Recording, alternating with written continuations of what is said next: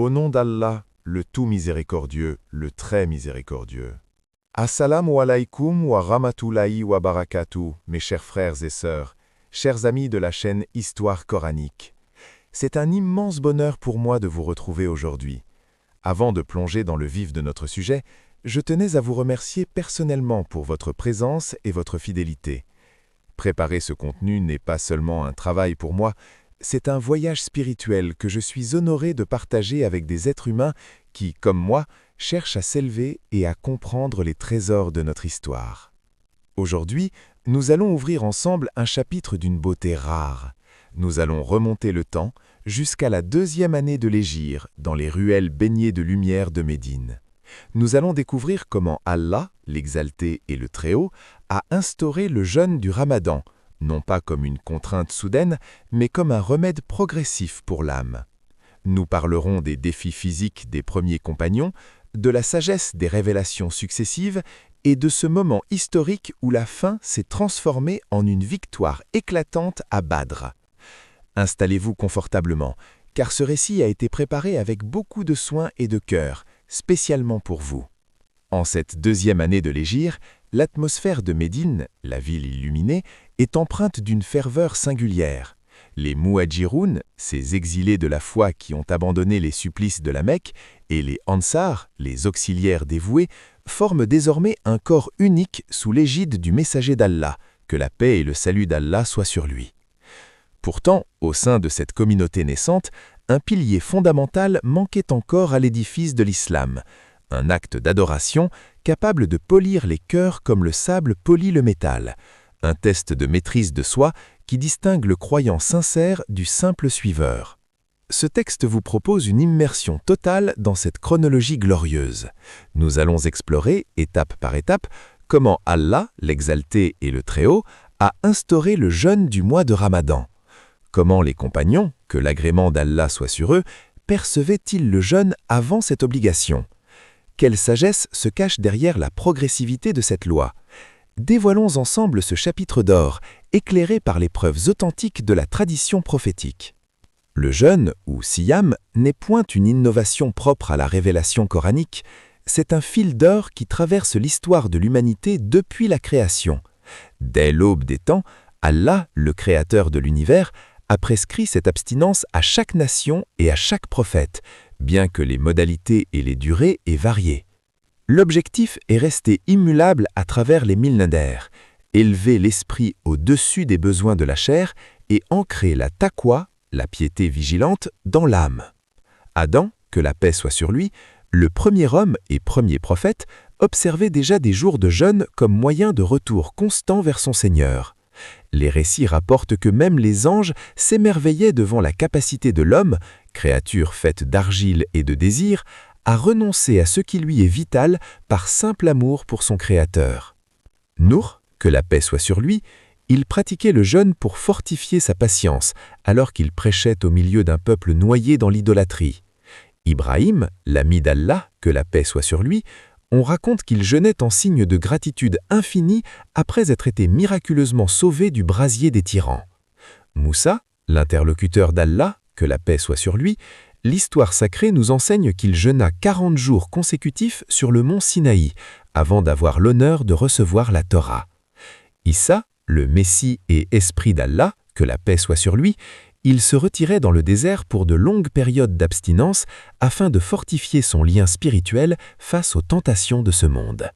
Lorsque le prophète Mohammed, que la paix et le salut d'Allah soient sur lui, fut envoyé, il hérita de cette noble tradition. Toutefois, Allah, dans sa sagesse infinie, n'imposa pas le mois de Ramadan brutalement, il prépara les âmes. À la Mecque, le messager observait déjà le jeûne de Ashura, le 10e jour de Muharram. Les Kourachites eux-mêmes respectaient cette date par tradition. Ce fut la première graine, habituer le corps à l'attente et le cœur à la privation volontaire. Après l'Hégire, une rencontre fondamentale eut lieu à Médine. Le messager d'Allah, que la paix et le salut d'Allah soient sur lui, remarqua que les tribus juives de la ville jeûnaient également le jour de Ashura. Interrogés sur la raison de cette pratique, ils répondirent « C'est un jour béni. C'est le jour où Allah sauva Moussa et les enfants d'Israël du Pharaon.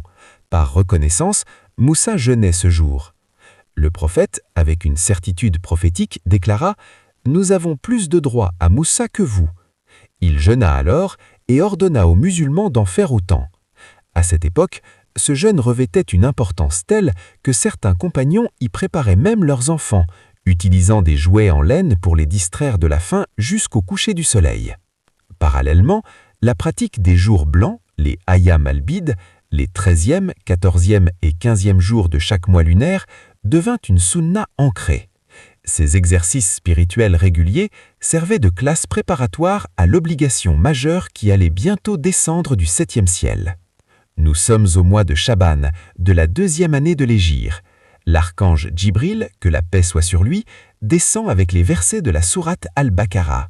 « Ô vous qui avez cru, le jeûne vous est prescrit comme il fut prescrit à ceux qui vous précédaient, afin que vous atteigniez la piété, la taqwa. » Il est fascinant de noter que dans cette première phase de l'obligation, Allah, le très miséricordieux, laissa un choix aux croyants.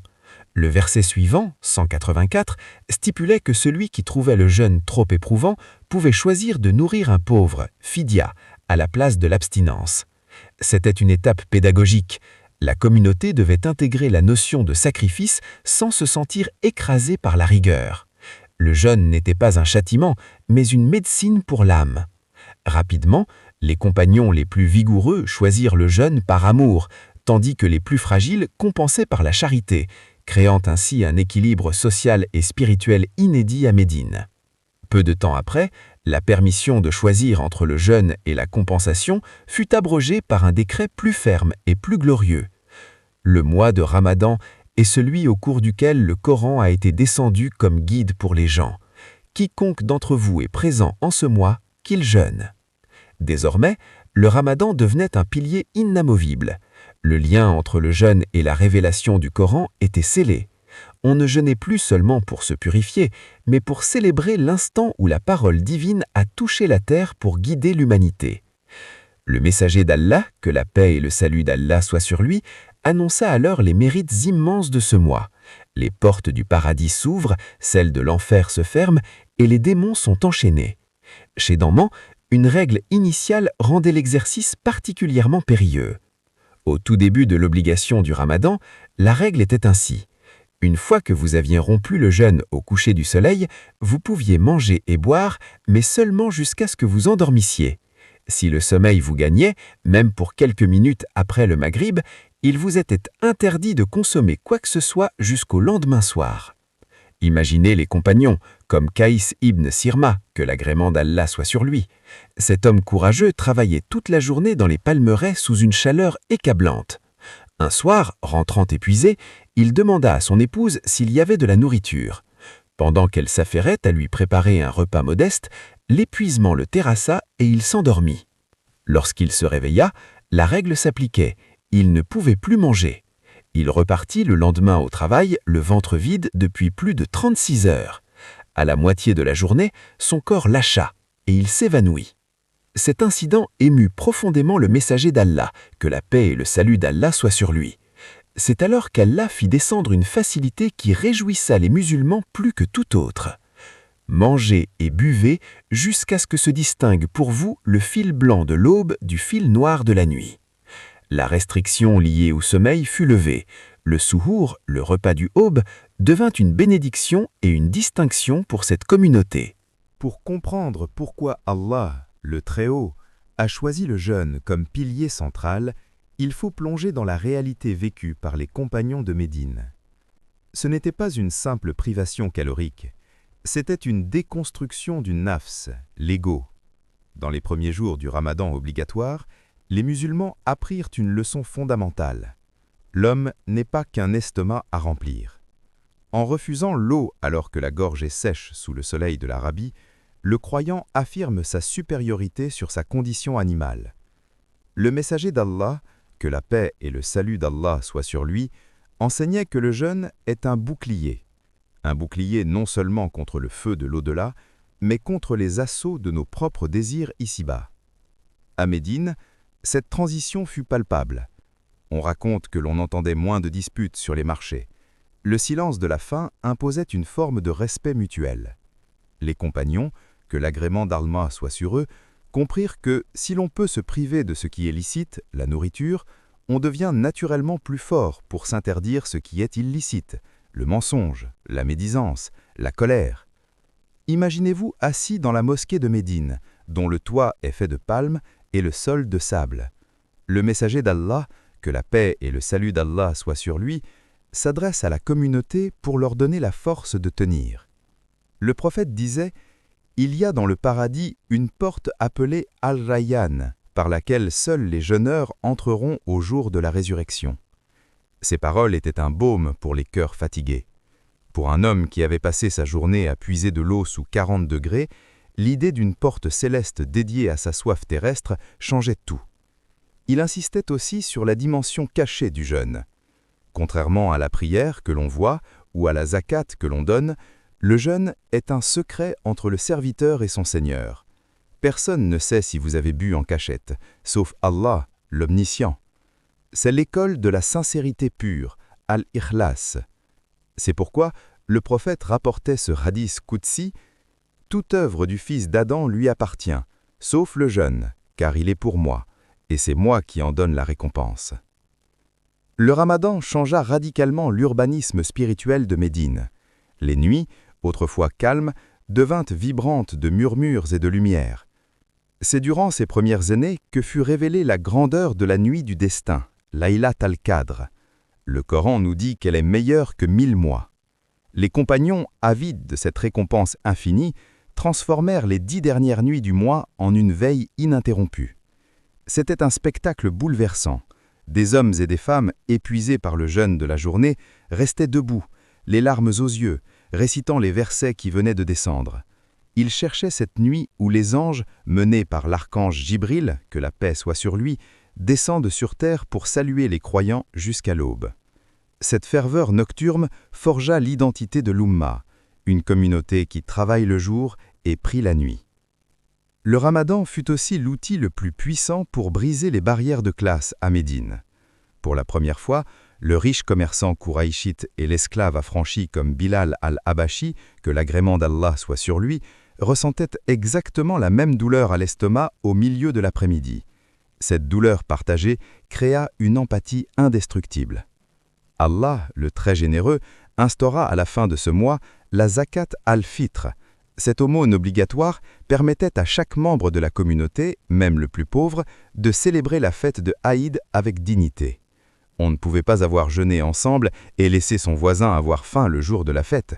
C'était la naissance d'un système de protection sociale basé sur la spiritualité.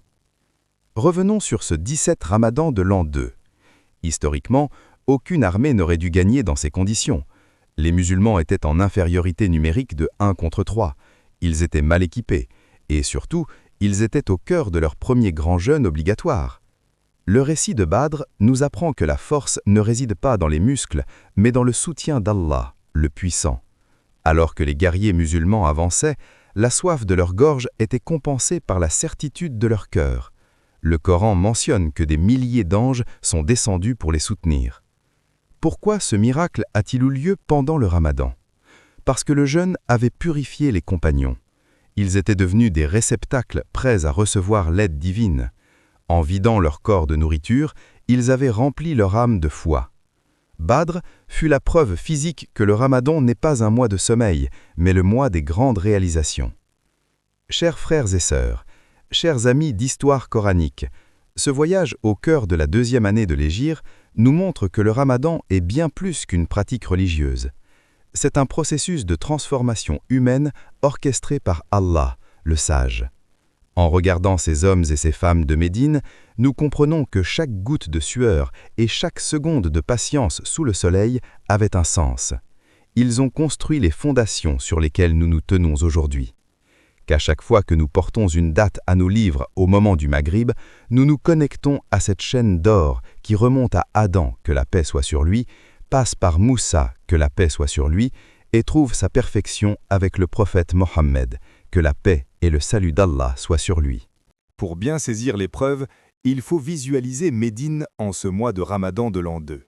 Imaginez le soleil de plomb qui frappe les roches volcaniques noires, Al-Khara, entourant la ville. L'air est sec, chargés d'une poussière fine qui irrite la gorge. Les palmeraies, bien qu'offrant un peu d'ombre, demandent un travail épuisant. Il faut actionner les poulies des puits, transporter l'eau dans des outres en peau de chèvre et veiller sur chaque arbre. Les compagnons comme Abu Bakr as-Siddiq ou Osman ibn Affan, malgré leur rang, ne restaient pas oisifs. Ils travaillaient pour subvenir aux besoins de la communauté. Imaginez la sensation de la soif qui s'installe dès le milieu de la matinée.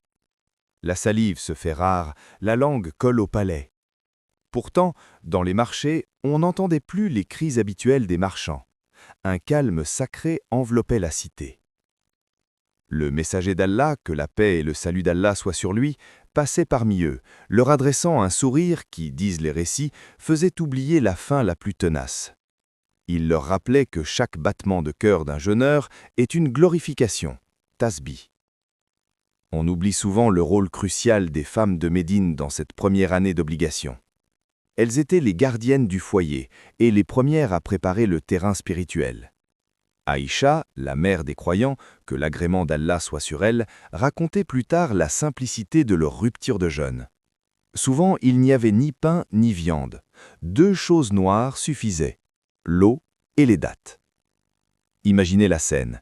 Le soleil commence à décliner, peignant le ciel de Médine de teintes orangées et violettes. Dans les maisons, les mères de famille, comme Fatima az-Zahra, que l'agrément d'Allah soit sur elle, s'activaient. Elles n'avaient pas de festins à préparer, mais elles préparaient les cœurs. Elles racontaient aux enfants les histoires des prophètes passés, leur expliquant que leur fin était une parure, une preuve qu'ils appartenaient à la plus noble des nations. Allah, le sage, a instauré des règles précises pour protéger les plus faibles, montrant que l'islam est une religion de facilité et non de contrainte.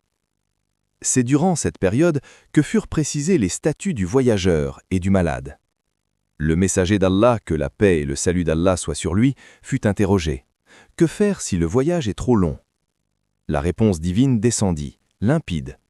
Le voyageur peut rompre son jeûne et le rattraper plus tard. Cette règle fut appliquée lors de la marche vers Badr.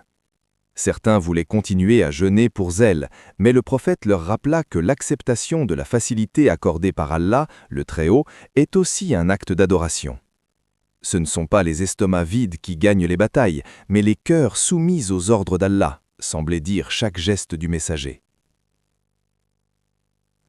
À mesure que le mois de Ramadan avançait vers sa fin, le messager d'Allah, que la paix et le salut d'Allah soient sur lui, introduisit une pratique qui allait devenir le sommet de la dévotion. S'isoler pour mieux se retrouver. Pendant les 10 dernières nuits, le prophète faisait dresser une petite tente de cuir dans la mosquée. Il se coupait du monde, non pas par mépris des hommes, mais par amour exclusif pour son Créateur. Les compagnons le regardaient avec une admiration mêlée de crainte sacrée. Ils voyaient leur guide, l'homme le plus occupé de la péninsule, trouver le temps de s'isoler pour pleurer et prier pour sa communauté. C'est dans ce silence nocturne, loin des bruits de la cité, que la proximité avec Allah, l'unique, atteignait son apogée. Médine devenait alors une ville suspendue entre ciel et terre. Lorsque le crescent de lune du mois de Shawwal fut enfin aperçu, une émotion indescriptible submergea Médine. Ce n'était pas seulement la joie de pouvoir manger à nouveau, c'était la fierté d'avoir accompli le premier grand voyage intérieur de l'islam. Les compagnons sortaient dans les rues en criant « Allahu Akbar ». Ce cri résonnait différemment cette année-là. Il portait le poids de la faim maîtrisée, de la soif vaincue et de la victoire de Badr encore fraîche dans les esprits. Ils s'échangeaient des allocations. « Takabbalallahu minna wa minkum » qu'Allah accepte de nous et de vous. Ils avaient compris que le Ramadan n'était pas une fin, mais un commencement. Ils en sortaient transformés, plus soudés, prêts à porter le message de l'islam aux confins du monde. Le Ramadan de l'an 2 de l'Hégire restera à jamais comme le moment où une poignée d'hommes et de femmes ont prouvé que la foi peut déplacer des montagnes, même avec un estomac vide. Que ce récit nous serve de boussole. Que chaque Ramadan que nous vivons soit pour nous une occasion de retrouver cette ferveur médinoise, cette sincérité absolue et cette fraternité qui ne connaît pas de frontières. Qu'Allah vous bénisse, qu'il accepte vos œuvres et qu'il nous permette de nous retrouver sous son ombre le jour où il n'y aura d'ombre que la sienne.